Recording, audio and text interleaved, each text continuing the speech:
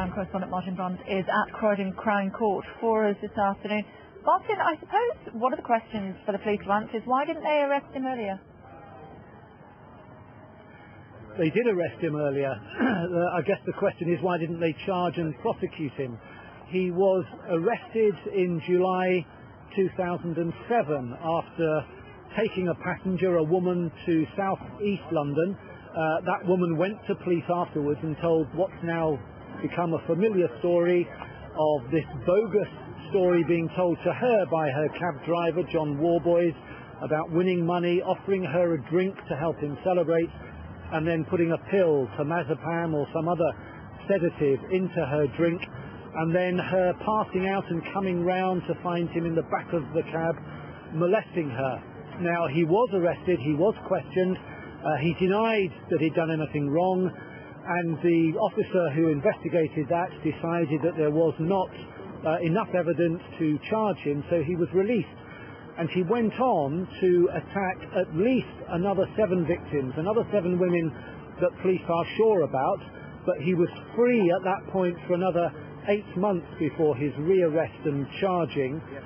And as we've already heard, there may be hundreds of women who he attacked over a 13-year period as a cab driver. So even in those 8 months, there may be perhaps a couple of dozen women who became victims who would have been spared that ordeal if police had charged him when they first arrested him.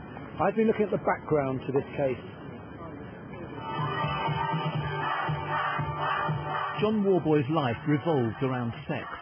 This was him performing a full Monty routine with fellow male strippers. His all-female audience were encouraged to join him on stage. On such nights of innocent, if adult fun, none of these women could have known they were uncomfortably close to one of Britain's most dangerous sex predators. On the night he wasn't performing, John Warboys was luring young women into his taxi, drugging them and molesting them. For years, Warboys drove a black London cab, a symbol of safe travel, especially for single women late at night. John Warboys targeted women who had clearly been drinking, offering them a cheap ride home. But once they were in the back of his cab, he told them he'd just won a lot of money. He offered them a drink to help him celebrate, but those drinks had been spiked, and some of his victims woke up to find him molesting them. One victim had just left this nightclub in Leicester Square. She'd been drinking, she was almost broke, and she had to get home to Essex. We hadn't got out of the West End, and the gentleman told me that he'd had a good day at the races with some friends, won some money, and he asked me if I wanted to help celebrate with him. He offered me champagne, whiskey, vodka, the lot, and I had a can of Diet Coke, and just started drinking. I was drinking that, and he was telling me that about basically how he'd been at the offices. I really do think my drink was spiked, 100%. I know what feeling drunk is like, and I wasn't drunk. I felt very disorientated, felt very vulnerable. During the journey, Warboys stopped the cab to use a toilet. And that's when he actually got into the side of the cab and he had a glass of champagne flute of champagne. I said he wanted to celebrate, and sort of got quite cosy on the back of the seat. And I just said to him, this ain't effing right, I want to go home. I'm not a very religious person, but someone was definitely looking down on me that day. Because I think I'd gone through the same ordeal that some of the other girls had gone through. I don't know how I would have coped, and I just really do feel for them. I think he's a pig, if I'm honest. During the trial, the jury was told that Warboys slipped sedatives such as temazepam into the drinks he offered his passengers. One woman said she accepted what she thought was an ecstasy tablet. Warboys insisted his victims had consented to sexual activity with him in his cab. He admitted telling lies about winning money, but only to get the women's attention. Something else he lied about was his acting career. As this clip shows, he had starred in one porn movie.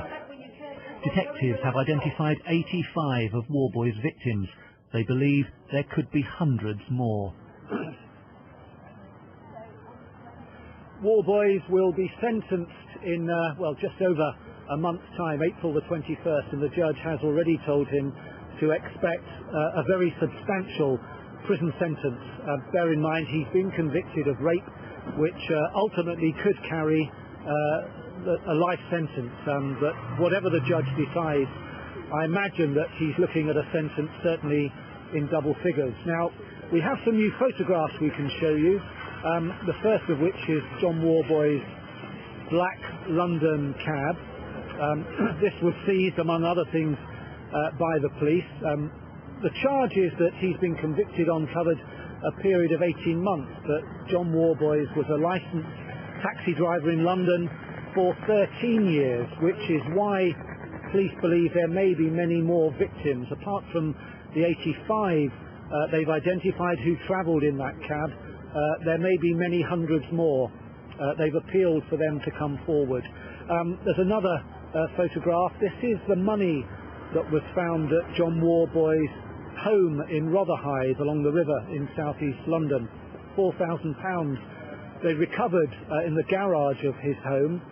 And this is important because some of those victims told police that he actually showed them bundles of money, wads of banknotes, and the police think this is some of that money that he showed to his passengers to try to convince them that he had won money in the lottery, and this was his excuse for offering them the drink to help him celebrate, but a drink, as we now know, that was spiked with a sleeping sedative. These bottles, another photograph shows bottles of champagne and wine. Again, these were the bottles that police believe contained the drink and the drugs in which he offered his passengers. They were persuaded to, many of them were persuaded to help him celebrate that bogus win on the lottery, or money that he said he had won gambling on horses. And a final photograph shows other material that was found, some of it from the boot of his private car, not the boot of the cab, but they show condoms. There was evidence that he had used a condom in one of his sex attacks, but also cigarettes. Some of the victims told the jury that he offered them cigarettes along with the drinks that he also offered them.